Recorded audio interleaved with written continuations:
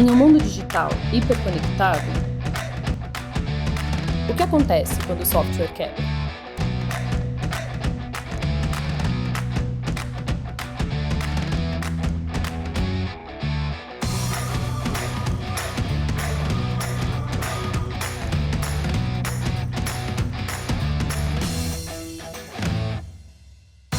Difícil, não é? Calma, vai piorar. Novos concorrentes surgem todos os dias. Como você vai se destacar? Entendeu a importância da experiência?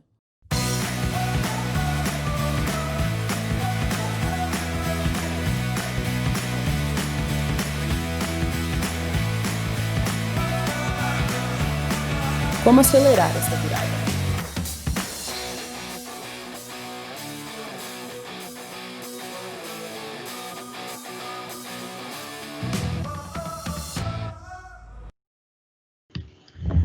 Boa tarde, pessoal. Primeiramente, obrigado por todos que se inscreveram ao nosso webinar, dando continuidade à nossa série de webinars aqui na Inmetrics. 18 horas é um horário incrédulo que ele fala boa tarde ou boa noite. Bom, dando continuidade aqui ao nosso webinar, o objetivo aqui hoje é para falar sobre os desafios da qualidade de software com a pandemia, tá? Eu vou passar aqui por uma breve agenda de como que vai ser a programação do evento hoje, tá bom? Então, está programado, seguindo aqui rigidamente o horário, às 18 horas, a apresentação dos speakers, a apresentação do tema, objetivo. 18h10, a gente vai falar sobre pandemia e tecnologia, como essas duas coisas estão extremamente relacionadas e próximas. Às 18h20, a gente vai tratar de como a qualidade ela está colocada como meio de atingimento do planejamento estratégico. Às 18h30, vamos falar sobre como acelerar as entregas de software com qualidade. E às 18h45, a gente vai fazer uma dinâmica através de uma ferramenta chamada Slido, tá? Nessa dinâmica envolve a utilização de QR Code. Então, para aqueles que não tenham o QR Code instalado no celular, nenhum leitor de QR Code, aproveitem o tempo agora para instalarem no seu celular, tá bom? Continuando aqui na agenda do evento, a gente tem inscritos de todo o país, tá? Inscritos representando em várias localidades do país. Então, alguns provavelmente já conhecem a Inmetrics, e para aqueles que não conhecem, um breve resumo. A Inmetrics, a gente tem quase 20 anos de mercado e é uma empresa com foco em criação e otimização de plataformas digitais, tá? Hoje estamos atendendo aí as grandes empresas do Brasil. E hoje eu sou o Adilson Ferreira, meu papel aqui hoje é ser o facilitador dessa conversa, tá bom? E o Adilson, ele tem mais de 10 anos aí de experiência no mercado de desenvolvimento de software, com TI, tá? Então, tenho trabalhado desde infraestrutura, desenvolvimento de software e também qualidade. E eu vou passar a palavra agora para a nossa speaker, Cláudia Menezes. Por favor, se apresente aí para o nosso público. Obrigada, Dilson. Então, boa tarde, boa noite, dependendo da localidade que vocês estão. Meu nome é Cláudia Menezes, hoje eu sou gerente técnica aqui na Inmetrics, sou responsável aí pela metodologia, modelo operacional e práticas de testes ágeis. Tenho 17 anos de experiência na área de qualidade, então o meu profissional nasceu como testadora e hoje, assim, eu estou dentro da Inmetrics faz 12 anos e trabalhando como consultora, liderando times e entregando testes. É um prazer estar aqui com vocês, compartilhando, né, alguns aprendizados aí frente a esses desafios. E vou apresentar também o meu amigo Clava, que faz parte desse time de qualidade. Clava. Meu nome é Everton, sou conhecido como Clavo aqui. Eu trabalho aqui fazem 4 anos, aproximadamente. Tenho mais de 10 anos também de experiência na área de qualidade de software. Hoje eu sou gerente técnico aqui da companhia. Atuo mais na parte de entregas mesmo, da parte técnica, de automação, de DevOps, e abranjo mais essa particularidade junto com a Claudinha ali. Ela foca mais ali nos processos e eu mais ali nas entregas. Muito bom, time de peso para compartilhar experiências, aprendizados, dicas e também o famoso caminho das pedras, né? Dando continuidade, vamos falar aqui da pandemia e a tecnologia. Falando de pandemia e tecnologia, a gente tem lá no início do ano, lá por volta de março, a gente teve declarado o início da quarentena no Brasil, né? E aí muitas empresas se viram obrigadas a deixarem de atender o público, né? Elas passaram a ser obrigadas a trabalhar somente no modelo online. E a gente sabe que muitas empresas, elas não estavam preparadas para isso. Algumas já tinham caminhado para ter métodos e ferramentas de atendimento ao seu cliente online, e outras, pelo contrário, outras não tinham iniciado, não era uma preocupação. E aí fica naquele dilema, né?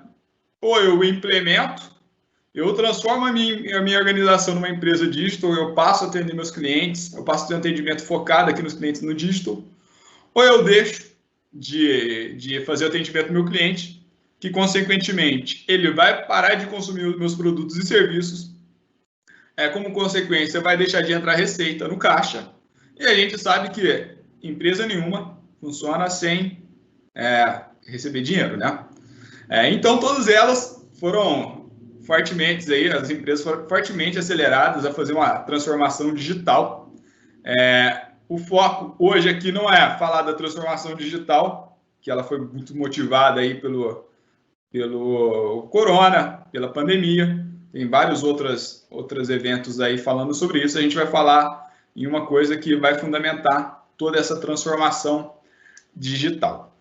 Tá. E ocorrendo aí com a pandemia, toda essa transformação que veio acontecer nos clientes, nessas empresas, a gente tem que lembrar que é o seguinte: quando iniciou o ano, a empresa ela já tinha um calendário de projetos, de implementações, de desenvolvimento de software a ser feito ao longo de 2020. E algumas implementações, por exemplo, regulamentações de órgãos reguladores, como, por exemplo, a gente tem a implementação do PIX, que é uma regulamentação do Banco Central, que prevê com algumas instituições financeiras que sejam elegíveis, passem a implementar o PIX, que já estejam operante em produção até novembro. E aí, em meio a tudo isso, toda essa agenda extremamente apertada, veio transformação digital, implementações de sistemas para conseguir atender o seu cliente, tá? Essa empresa funcione. Então, como readequar toda a minha agenda que já estava planejada para 2020 e com mais essas medidas emergenciais que, por exemplo, foram implementadas pelo governo, como a gente teve o caso do Auxílio Covid. O Auxílio Covid ele foi uma implementação que ela foi pega de emergência, inclusive para a Caixa Econômica Federal, que foi o órgão regulador que está disponibilizando esse benefício. Foi divulgado aí na imprensa, publicamente. Foi uma implementação recorde que eles precisaram fazer para atender, olha a quantidade, milhões de pessoas. Todavia, essa implementação não é uma coisa que se toca somente à Caixa. As outras empresas também elas precisam se adaptar a também poder, por exemplo, utilizar esse cartão benefício. Exemplo, o Caixa no mercado, o POS, ele precisa estar com a sua integração com a Caixa, para poder transacionar. Tá? E aí, essa agenda de projetos, ela teve que ser repriorizada. Então, por exemplo, Auxílio Covid se tornou prioridade, outros projetos da companhia se tornaram desprioridade. E falando aí de demandas também, uma bem complexa, que provavelmente estava na agenda de todos, foram mudanças tributárias decorrentes aí do Covid. O governo criou algumas medidas para postergar o pagamento de impostos, pelo menos nesse período de quarentena, nesse período de pandemia. E quem trabalha com software fiscal, software tributário, sabe como é complexo fazer qualquer mudança. É um esforço muito grande. Por mais que pareça ser somente uma mudança de um parâmetro, é um esforço descomunal. E principalmente se a empresa ela não possui uma mentalidade de qualidade e uma mentalidade de amadurecer seus processos de qualidade. Então, qualquer mudança que queira se fazer passa a ser extremamente complicado, né? E aí a gente tem o cenário que todo mundo precisou fazer mudanças rápidas e implementações, só que as empresas, muitas delas não utilizavam práticas de DevOps, que é você conseguir integrar, fazer entregas de software mais rápidas em produção, não tinha processos estruturados, e aí contrasta com o trabalho remoto, né?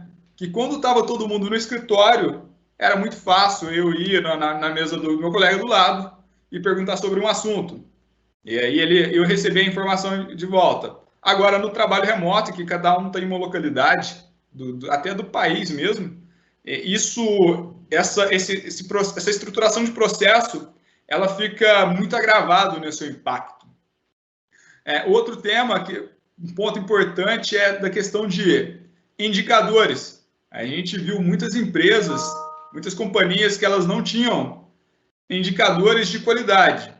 E aí, quando você não tem um indicador que meça como você está realizando as entregas de qualidade de software, entra naquele dilema, né?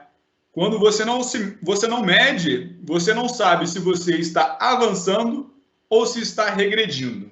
Então, vamos lá, é muito importante ter isso, e que contrasta aqui com o problema da gestão de conhecimento, ligado muito a processos.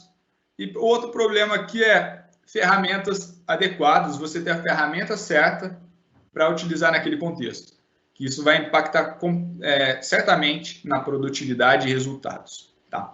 Mas aqui a gente não vai falar só de problemas, né? De problemas, todo mundo já deve estar farto com os problemas que está passando aí dentro da sua organização. A ideia é que a gente contextualizar mesmo sobre os problemas e a gente compartilhar aqui com vocês soluções, ações que vocês podem implementar de forma rápida e a vocês sair dessa situação, tá? Principalmente aí, provavelmente tem empresa que ainda deve estar passando e ainda não tomou nenhuma ação. Essa dica é para vocês também, tá bom? Agora, dando continuidade aqui na apresentação, a gente vai para o próximo tema, que é a qualidade. A gente está na era do digital. Então, hoje as empresas, independente do segmento de atuação, elas dependem fortemente da tecnologia para funcionar. Exemplo, uma empresa de aviação, ela não funciona, nenhum voo dela, por mais que ela seja do segmento de aviação, nenhum voo vai decolar se o software ali do aeroporto não estiver funcionando. Software de tráfego aéreo. Então, a gente vê como fortemente o impacto do digital, dos sistemas, nos segmentos de seja qual for a empresa, né? E a gente tem o planejamento estratégico de todas as empresas, toda empresa faz isso. E tem uma coisa que, como a qualidade está ligada para que as empresas, de fato, consigam atingir esse planejamento estratégico a médio e longo prazo. E aí eu vou passar a palavra para a Cláudia. Cláudia, por favor, compartilhe com a gente, com o nosso público, dicas. Obrigada, Dilson. Frisando que, assim, os problemas que a gente está relatando aqui, eles já existiam, né, antes da pandemia e da gente ser forçado a ir para o trabalho remoto. Mas o que aconteceu, né, nesse período? No momento que a gente teve que virar a chavinha de uma hora para outra, existiam questões, né, de métodos e práticas que não estavam acontecendo, né, que não foram implantadas ao longo da transformação ágil, que hoje impactam diretamente não só o trabalho do QA, mas a entrega de software como um todo, né? Então, eu vou trazer aqui alguns pontos que a gente hoje está enfrentando desafio, né, acelerando ali a questão de melhorar os nossos processos, melhorar o nosso modelo operacional, para que a gente supere esses desafios e faça, assim, que o trabalho do QA, ele seja não só, né, um executor de teste, mas um papel que traga valor também, né, vai gerar valor para o negócio do cliente. E o primeiro ponto é a própria estratégia de testes. Hoje, as pessoas estão muito focadas com o QA Agile nas squads, né? Só que o papel do QA, ele nasce lá no comecinho do meu release plan, principalmente. Para quê? Para que eu tenha uma visão sistêmica do objetivo do negócio que eu quero atingir com aquele release, né? Nas definições de objetivos de feature, eu tenho uma visão do todo do meu fluxo do negócio para que eu consiga fazer uma estratégia de teste que garanta não só a entrega de valor, mas que eu me prepare, faça toda a preparação para eu rodar os meus testes no tempo necessário para eu atingir o meu time to market.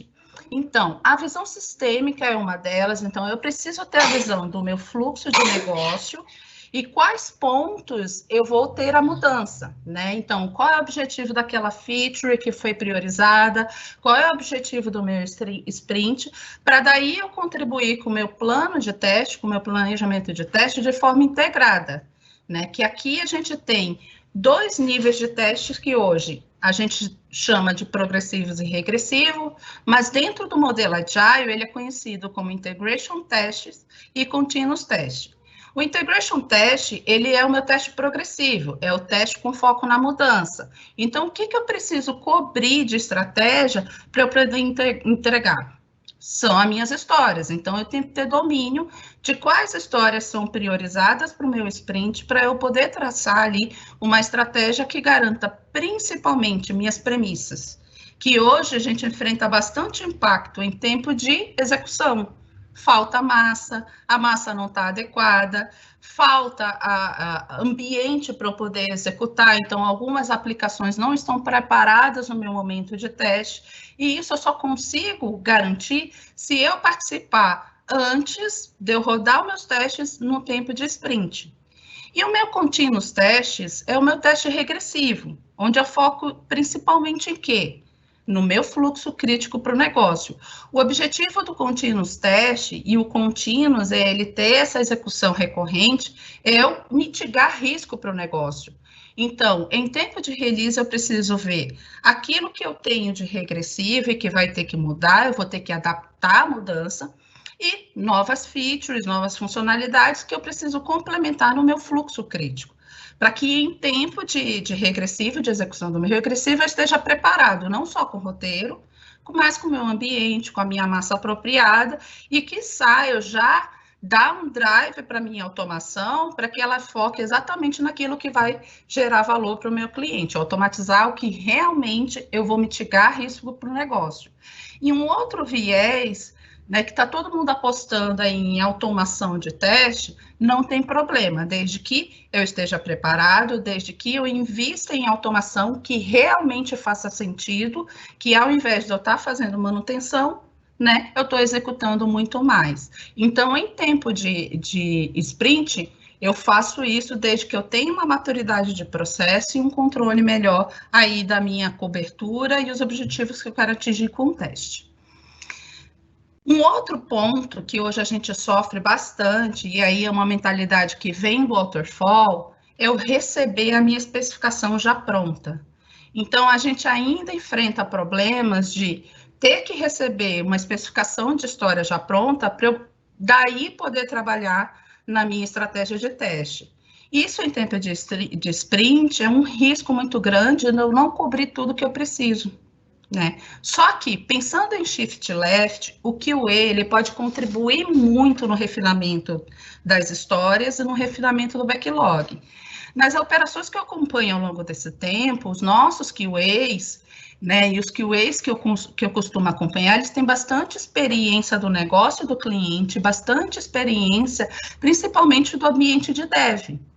E aí, além de ele contribuir refinando meus critérios de aceite, que esse é o meu foco de cobertura, eu também consigo ajudar com definition of ready, né, que são as premissas para sinalizar, olha, essa história aqui está pronta para eu começar a rodar no meu sprint. Ou essa história precisa de um preparo de ambiente não só para o meu teste como QA, mas para o próprio teste de dev. Então, a gente trazendo a participação do QA para este começo, para essas cerimônias do ágil, a gente também garante aí, previne bastante problemas que a gente vai enfrentar ao longo do desenvolvimento. E falando de cobertura, é um outro tópico bem importante que a gente ainda observa em muitas operações que ela é um pouco negligenciada. A cobertura de teste, ela tem que dar uma visão principalmente do negócio. O quanto que eu estou cobrindo de fluxo de negócio, o quanto que eu estou cobrindo de funcionalidades quando eu falo do meu teste regressivo, e quando eu falo do meu teste, né, integrado, que é na minha sprint, que é na minha squad, eu preciso dizer o quanto que eu estou cobrindo de histórias e critérios de aceite. Porque daí eu sinalizo para o meu time, eu sinalizo para o meu PO, eu sinalizo para o meu negócio, se aquela história, aquela funcionalidade ou aquela feature, ela está preparada para subir em produção. Não com viés, assim, de uma informação quantitativa, que a gente está muito habituado só a olhar volume de teste, o quanto que passou, o quanto que falhou.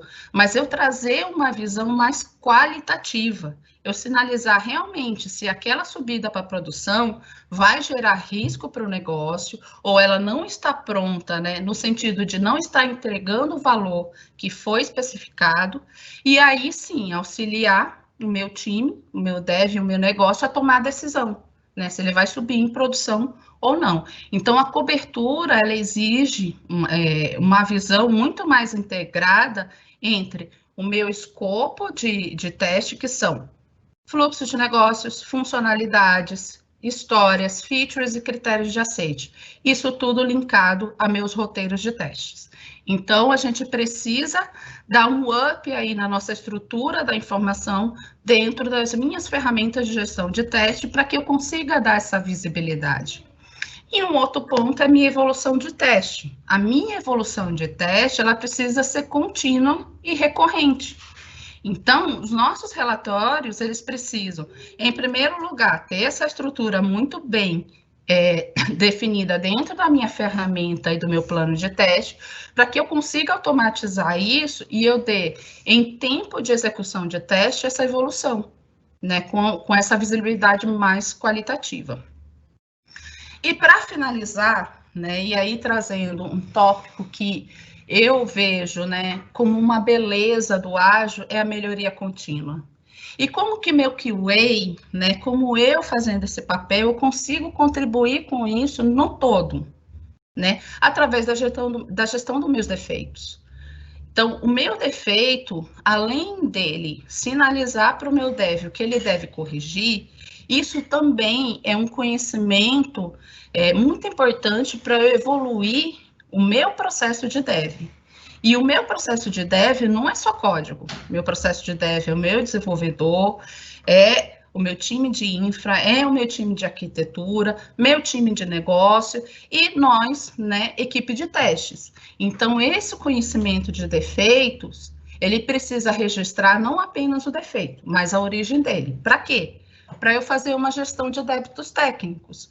E com isso eu alimento, né, minha retrospectiva, o meu PDCA, de pontos aonde eu preciso melhorar e priorizar junto com o time. Para quê? Para garantir mais eficiência na entrega, ou seja, eu vou olhar para o meu processo e identificar onde eu estou tendo perdas, aonde eu estou tendo desperdício, e vou gerar o meu plano de ação, que é o meu PDCA. Então, eu vou, ao longo de cada sprint, implementando melhorias né, e garantindo aí não só, né, mais velocidade para minha entrega, que é a eficiência, mas aumentar a minha qualidade, porque aqueles problemas que a gente imputou no sprint, a gente consegue ter visibilidade e trabalhar para que no próximo sprint eu evite. Então, o QA, ele é uma grande fonte de conhecimento para a melhoria contínua, e ele consegue contribuir bastante com essa visão. Esses eram os pontos que eu gostaria de passar hoje. A gente está enfrentando aí bastante problema com relação a isso, está fazendo bastante adaptações em processos, e a gente percebe que nesses pontos, a gente melhorando, a gente já tem bastante ganho e alinhamento do QA com a entrega de valor para o negócio. Eu vou passar agora a palavra para o Adilson, não sei se tem alguma pergunta direcionada, né, sobre esses temas, mas eu estou aqui pronta para responder. Muito bem colocado tudo isso, tá, Cláudia? Muito bem mesmo. Eu tenho uma pergunta aqui, tá? Hoje em dia, todo mundo precisa fazer entregas urgentes, o mais rápido possível, e aí fica naquela escolha, né? A gente parte para a velocidade ou a gente aqui fundamenta em cima da qualidade? E aí eu vou devolver essa pergunta aqui para você. Qual caminho seguir, tá? Na sua opinião? Na minha opinião, nem tanto ao céu, nem tanto ao mar. Então, assim, o foco principal hoje, quando a gente fala de Agile, quando a gente fala de transformação digital, é valor, né? Entrega de valor para o negócio, que seja a melhor experiência para o cliente dos nossos clientes. Esse é o ponto principal, a gente precisa garantir isso. E através da melhoria contínua, a gente trabalha os dois âmbitos. Quando a gente fala de eficiência, é ganho de velocidade a partir de melhoria de processos, e também a gente ganha qualidade, uma vez que a gente evite defeitos que a gente já cometeu no passado e passa, né, a trabalhar na melhor qualidade da entrega. Então, para mim, a união dos três: valor para o negócio, eficiência da entrega e qualidade da entrega a partir da melhoria contínua. Legal, muito bem respondido, Cláudia. Pessoal, eu vou pedir que, caso tenha perguntas e dúvidas, tem um QR Code na tela, tá bom? Provavelmente deve estar aqui do lado. Pode escanear, fazer sua pergunta, que nos minutos finais a gente vai responder as perguntas mais votadas. Tá? E a Cláudia, ela passou aqui vamos dizer, uma receita de bolo da qualidade para ser implementada aí, para suportar as empresas buscar o atingimento desse planejamento estratégico na era digital, né? Muito bem colocado, Cláudio. E agora é o seguinte, como a gente acelerar essas entregas de software através da qualidade? E aí eu vou passar a palavra para o Clava. Clava, como? Legal, Adilson. Essa receita da Cláudia é bem interessante, né? Na hora que a gente vai para o vamos ver que as coisas ficam um pouco mais conturbadas, né? Não tem como fugir, eu acho, para falar de qualidade, de acelerar as entregas com qualidade, sem falar de automação de teste. Eu acho que já vem alguns anos desaflorando essa vertente, e cada vez mais os profissionais de qualidade têm tido um conhecimento técnico mais abrangente. Então, quando a gente fala assim, como que eu vou acelerar, dentro de tudo que a gente já falou, as dificuldades que nossos clientes passaram aqui, com entregas não planejadas, né, com mudanças drásticas nas suas programações devido a um acontecimento que ninguém esperava que acontecesse, que é a pandemia. Não trouxe problemas, mas sim mostrou, realmente, impulsionou aqueles problemas que já existiam. Então, assim, a automação em si, ela ajuda muito a resolver esses problemas, fazendo com que as entregas dos clientes sejam mais eficientes em questão de tempo de execução de teste e assertividade naquilo que está sendo entregue. Ajuda muito a impulsionar ali quando a gente tem uma feature que tem que fazer uma mudança rápida, né, para atender as necessidades do mercado. Muitas das vezes aqueles clientes que não estão preparados, não têm um teste automatizado eficiente que contempla ali um amplo cobertura, tem muitas vezes desprender muito tempo para fazer esses testes manuais ou optar ali, promover esses testes para produção de forma não muito confiável. Então, assim, acredito eu que a automação vem se desenvolvendo de várias frentes, várias formas, e dentro do que a Cláudia falou, ela vem nascendo junto com a feature, né? Quando a gente tem uma iniciativa nova, a gente já pensa em como vai construir, como vai automatizar, como vai testar e como vai automatizar.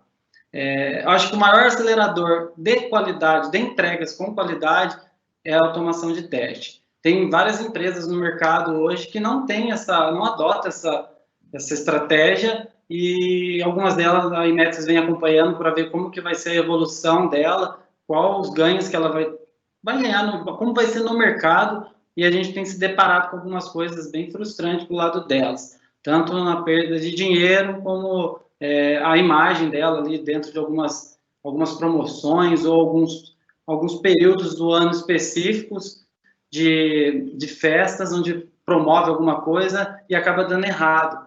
Acredito eu pela falta de teste ali, do processo todo que foi passado para promover a funcionalidade para a produção e não tem o que espera realmente dela.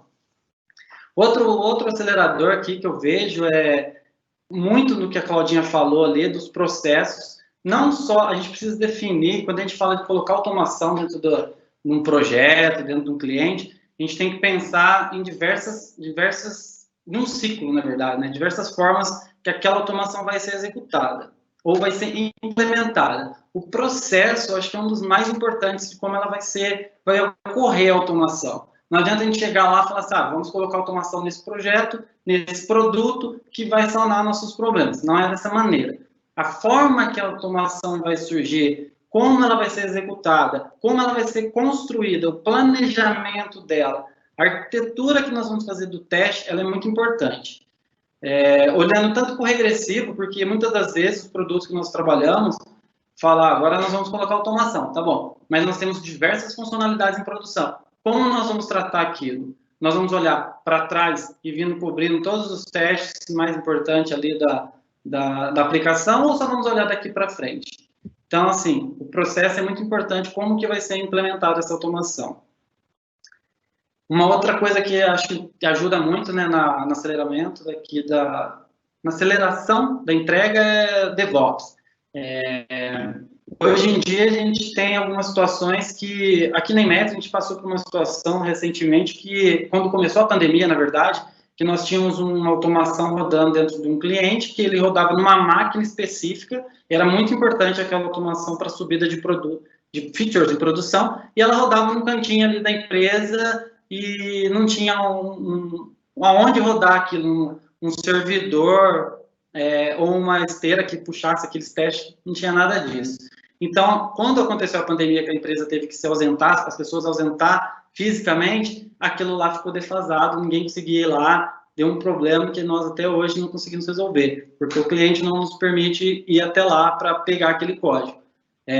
Já teve diversas discussões pelo lado deles, e nós falando que a melhor abordagem não era essa, que nós temos um modelo de trabalho no qual a gente precisava ter ali uma forma de subir esse código, mas não tivemos muito sucesso. Então, quando a gente fala ali de DevOps, tem algumas maneiras de tratar o DevOps, e uma delas dependendo da maturidade que se encontra ali, o cliente ou a squad do cliente, porque muitos dos clientes da Inmetrics têm produtos diferentes dentro do mesmo cliente, porém squads tratando cada um de uma forma separada. E com isso, algumas têm uma maturidade muito grande, onde que consegue promover uma feature do ambiente de desenvolvimento para produção, sim, dando um clique ali na esteira de DevOps, ela já executa todos os testes unitários, testes automatizados, e é o suficiente para subir em produção. Para chegar nesse nível, acho que é uma maturidade muito grande, é um processo muito árduo que as empresas passam, mas é completamente possível disso acontecer. Uma outra abordagem seria colocar alguns jobs para que sejam executados, que é uma abordagem que a Inmetrics utiliza muito nos clientes, né? A gente tem um espaço dedicado para rodar esses testes que são construídos, e de qualquer lugar, que esteja, não tem, a pandemia não impedia nada, né, nesse quesito, porque a gente já tem tudo estruturado ali de como vai fazer. Uma outra situação aqui que eu acho que é bem interessante, a gente já está abordando aqui, é indicadores de qualidade. No decorrer da minha carreira aqui dentro da Imetrics, eu sou muito o meu perfil é muito de fazer as coisas, executar e fazer as coisas acontecer. E eu nunca olhava muito como que eram, né, os indicadores de qualidade naqueles projetos que eu estava. Hoje eu vejo de uma forma muito diferente, eu consegui ali, principalmente falando muito com a Cláudia ali, entender que há necessidade muito grande de mostrar os indicadores de qualidade, num âmbito geral. Quando a gente chega hoje para fazer alguma entrega ou um cliente novo, a gente pergunta, né, como que é os indicadores de qualidade? Vai muito no que a Claudinha falou também, só reforçando. Temos 2.000 cenários de teste, mas tá bom, mas o que isso cobra da sua aplicação? Olhando para as funcionalidades que você tem, quanto esse número de cenários de teste cobra? Na maioria das vezes, os clientes não sabem nos dizer, tem uma dificuldade tremenda, né, de entender que, olha, no meu software ele faz isso e eu testo isso. O que isso representa na cobertura de teste? A gente vem desbravando muito o questionamento assim, quantas funcionalidades o seu software tem? E dentro dessas funcionalidades, o que nós estamos cobrindo com esses testes automatizados? Uma coisa que a gente fala também que é assim, automatizar o caos, né? Os projetos, os clientes têm algumas pessoas, na verdade, né, tem um âmbito de falar, quanto mais teste nós fizer, mais eficiente vai ser o nosso produto. Não necessariamente. Tem algumas situações onde a gente está testando, está onerando o nosso teste e não está trazendo ganho nenhum para o produto. E aquelas funcionalidades que, sim, traz muito ganho, se houver algum problema nelas, a gente não olha com tanta delicadeza que deveria olhar. Aqui na Imetrics nós temos uma área chamada Consulting, que tem uma parceria aqui conosco que faz alguns relatórios muito importantes, que dá uma visibilidade, assim, esse ponto eu gosto muito de falar, que, assim, quando acontece um problema em produção, às vezes não é naquela release que está subindo, é uma coisa que já veio mascarada de algum tempo, e a gente consegue, assim, através desses relatórios, falar, pô, esse daqui subiu na release X, na sprint X. Por que nós aqui de qualidade, ou o time não conseguiu identificar esse problema?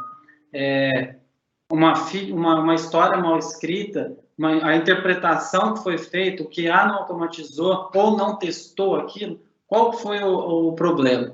Não é um momento assim que a gente aponta o dedo para quem para quem não viu aquele problema, mas sim para a gente conseguir olhar qual o momento que aquilo aconteceu e nós não conseguimos enxergar naquele momento. Então, assim, a visualização é muito importante. Esse ponto aqui, eu acho que é um dos que, assim, todos os lugares que eu passo na Imetrics acontece, problema de ambiente. Quando a gente chega, assim, em algum cliente, independente do tamanho que o cliente seja, a gente tem um problema crônico que é um ambiente de qualidade. Ou o ambiente não tem um ambiente de qualidade, que é muito, muito comum, tem um ambiente de dev, e nesse mesmo ambiente é um ambiente que nós testamos. Então, quando a gente roda uma automação, se alguém estiver fazendo algum deploy isolado, estiver fazendo alguma coisa, está quebrando aquela automação. E para promover features para a produção, é muito árduo, né, fazer esses testes em ambientes no qual não tem uma garantia que realmente está funcionando. Muitas vezes a gente tem feito algumas situações, a gente faz teste direto em produção, subindo com Dollar Flag ou Feature Flag para que consiga fazer esses testes, porque os ambientes não promovem, não dá insumos o suficiente para que nós consigamos fazer teste. Não estou falando só de automação nesse caso, estou falando um teste mesmo, ali que você precisa fazer end-to-end, num determinado momento, com uma certa rapidez, e não consegue fazer. A Imetrics aqui, nós temos uma ferramenta chamada Varmon, que nós desenvolvemos aqui para sanar problemas que nós tivemos aqui, na qual ela faz a validação, cria uma automação ali rapidamente e faz uma validação geralmente em produção, para a gente entender quais os momentos que o software costuma dar problema. Ele gera alguns alertas e um dashboard muito eficiente. Quem tiver interesse em saber sobre esse Varmon, nós estamos fazendo alguns testes em clientes nossos, nos ambientes não produtivos, para mostrar a ineficiência dos ambientes dele. Varmon, que chama essa ferramenta. Quem tiver interesse, pode nos procurar que a gente apresenta para vocês. E aqui, só para finalizar, eu coloquei aqui um tema muito discutido aí no mercado, que é a questão de framework de automação. Aqui na Imetrics eu entrevisto também muitas pessoas aqui para contratação, e eu tenho me deparado muito com profissionais com alguns conhecimentos assim diversos, de tecnologias diferentes, frameworks de automação, linguagens que estão surgindo, e isso tem mostrado como tem crescido a parte de automação. A gente foca muito aqui em algumas linguagens, em alguns frameworks já de mercado, e esquece de olhar ao redor.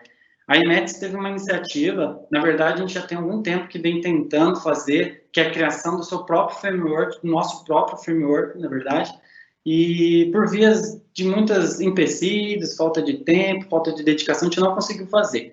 Porém, com a chegada da pandemia, a gente resolveu aqui criar uma agenda dinâmica, vamos dizer assim, e de uma forma colaborativa, nós criamos esse framework que nós tanto falamos. 4 anos que eu estou na Imetrics, acho que foi uma das maiores conquistas que eu tenho feito desde que eu entrei aqui. Nós já temos uma versão desse framework de mobile, web e de API. Já estamos utilizando ele em alguns clientes. Qual que é o objetivo desse framework?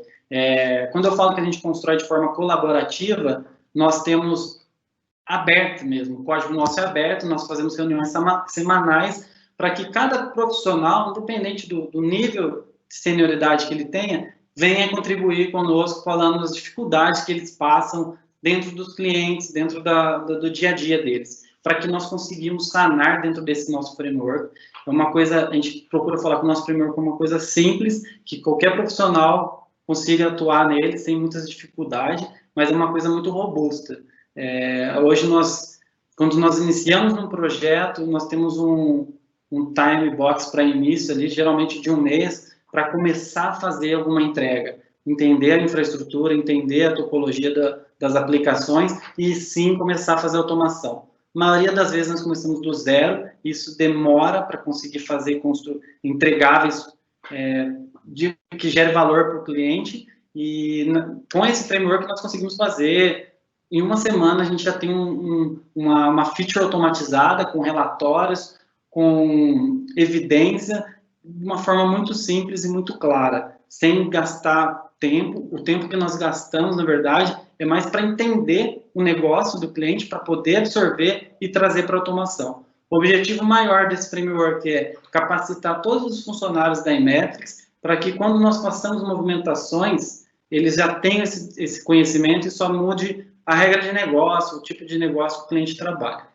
Claro, tem clientes nossos que já têm sua estrutura de automação muito bem montada, tem algumas delas que estão de parabéns, mas tem algumas que não. Então, acho que a gente está fazendo um trabalho aqui mais eu e meu pessoal aqui, de ir de cliente em cliente, flutuando ali, entendendo as dificuldades, tentando promover esse framework.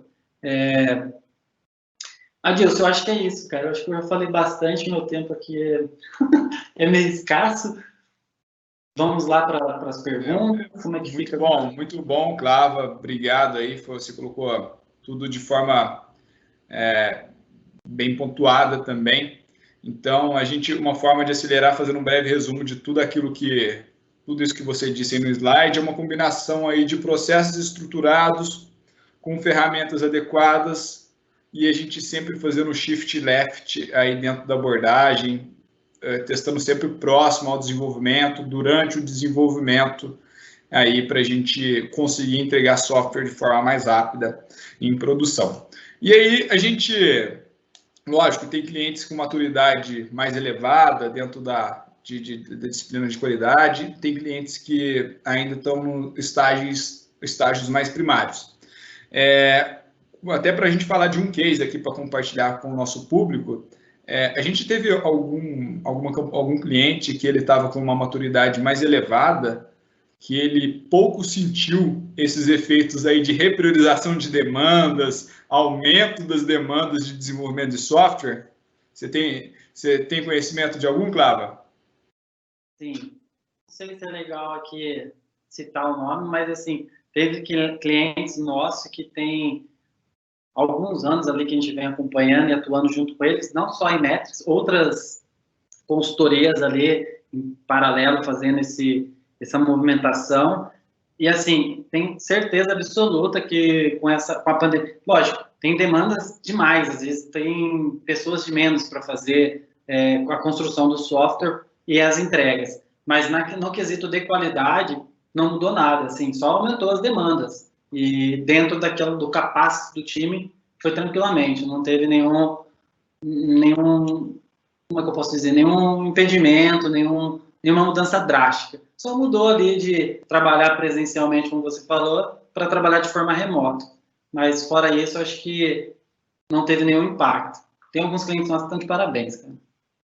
Legal, muito bem respondido. Então, fica claro aí, quando você tem uma maturidade maior, você trabalha melhor aí nessa questão da qualidade, nas esteiras DevOps e testando mais rápido, você consegue trabalhar ali com os dois termos até que eu falei para a Cláudia, velocidade e qualidade, né? Bom, seguindo a agenda do evento, a gente agora vai entrar para as perguntas, tá? Então, para quem ainda não fez nenhuma pergunta, pode pegar seu celular, escanear aí o QR Code na tela, você será redirecionado para um site chamado Slido. Lá você pode fazer sua pergunta de forma, se quiser, nominal ou de forma anônima, tá bom? Eu vou passar lá para as perguntas agora. Primeira pergunta aqui, a pessoa não revelou o nome. Vamos lá. Em minha empresa, já iniciamos testes automatizados algumas vezes, mas dava muitos problemas. Era mais rápido testar manualmente. Isso é comum? Bom, isso é comum quando não há uma estratégia correta, não há um planejamento.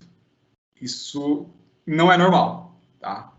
A automação ela vem para acelerar suas entregas, tá? Então, esse é um problema comum que a gente encontra aí de muitas empresas que nos procuram, que normalmente elas já vêm aí realizam um investimento para iniciar a automatização, só que as empresas que normalmente vão fazer isso não adotam uma estratégia correta. E aí tem aquele detalhe, não é quantidade, é você escolher aquilo que vai oferecer cobertura ao negócio. E também fazer a automação de fato livre, que não tem interferência manual. E é o que a gente não encontra. Normalmente, a automação de testes, provavelmente vocês devem ver aí, automação de teste que para você executar, você precisa mexer em 2, 3 planilhas, parametrizar. Você tem um puta esforço manual. Então, peraí, tá errado isso. Só o esforço só mudou de lugar. Então, meu amigo, não é comum. Ligue a luz de emergência aí, os farol vermelho, porque faltam boas práticas, ferramentas adequadas também, tá? E um processo estruturado de qualidade. Não é somente pegar a ferramenta e fazer mexer a telinha ou interagir com a API, tá? Vamos lá para a próxima pergunta. Deus, posso só comentar uma coisa nessa pergunta? Olha só. Legal. A hora que eu falei de ambiente aqui, quando eu comecei a formular aqui como seria a nossa conversa, eu pensei muito nisso, né? Porque quando a gente fala de automação de teste, assim, para chegar na automação de teste, como eu falei, é um ciclo incremental, né? Se você não tiver um ambiente propício para que a automação rode, já começa a ir falhando o quesito, né, de como fazer automação. Eu acho que acontece muito isso nos nossos clientes. As pessoas ficam manualmente, eu sei de cenários que nós temos 2 semanas para fazer testes manuais para entregar uma release em produção. E assim, é totalmente inviável, sendo que se a gente fizesse um teste ali eficiente, no mínimo ali, eu acho que umas 4 horas a gente conseguiria rodar todos os testes. Pode ser que não passasse e a gente tivesse que, de alguma forma, ter uma intervenção manual. Mas falar que não tem como, assim, quando a gente pensa em automação, os clientes que pensam em automação, a primeira coisa como que vai ser rodada, sabe? O quanto o ambiente nosso é propício para aquela automação.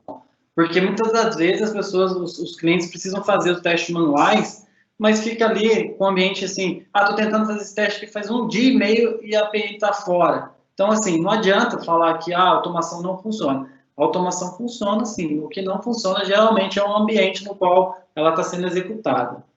Obrigado, Cláudio.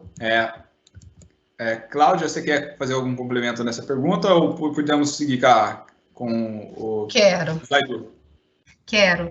Né? Lembrando, quando a gente sugere a participação do QA no Release Plan, é exatamente para a gente ter essa visão do todo. Não só aquilo que a gente vai executar manualmente, mas eu pensar, né, na minha preparação para automação. E além de eu pensar no meu ambiente do teste, tem uma disciplina que ela é bem negligenciada ainda no mercado, que é a gestão da massa de teste.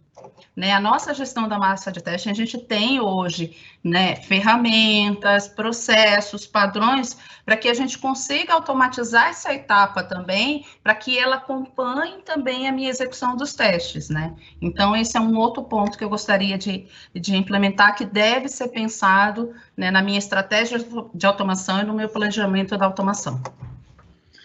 Muito bom, Cláudia. Vamos seguir aqui com as perguntas do Slido. Próxima pergunta, um anônimo aqui. Parabéns pela iniciativa e pelos temas abordados. Como o TDD se insere nesse contexto de planejamento de QA? Celso Rettioni, é uma pergunta dele. Seguindo aqui cada tema, cada assunto aqui que tem seu dono, acho que essa pergunta ela é bem direcionada a você, Cláudia. Obrigada, Dilson. Dentro, ao longo, né, da minha trajetória, quando eu comecei a trabalhar principalmente com metodologias e práticas, primeiro passo, quando a gente fala de um método, de uma metodologia, é a gente entender por que ela foi criada, né? E eu vejo muita confusão do TDD com os testes unitários. O teste unitário, ele faz parte, sim, da metodologia de TDD, mas eu acho que um ponto importante de se esclarecer aqui é o porquê que o TDD foi criado. E aí, dentro das referências que eu estudei, ele foi utilizado como um design para auxiliar o design de código. E aí é que está a beleza de tudo. Quando o dev ele começa a pensar primeiro naquele teste que ele tem que fazer passar, primeira coisa é o foco no meu objetivo da história, né? Então, é garantir que aquele dev não vai se dispersar no desenvolvimento e ele vai garantir ali o atendimento daquele objetivo da história. Segundo passo, controle de mudanças, né? Então, quando o TDD foi desenvolvido com o failed, pass e o refactoring, ele foi pensado numa gestão, né, de controle de mudanças no meu código. Então, eu faço uma versão para fazer o meu código passar, e se eu tiver um tempo, eu vou lá e melhoro o meu design do código.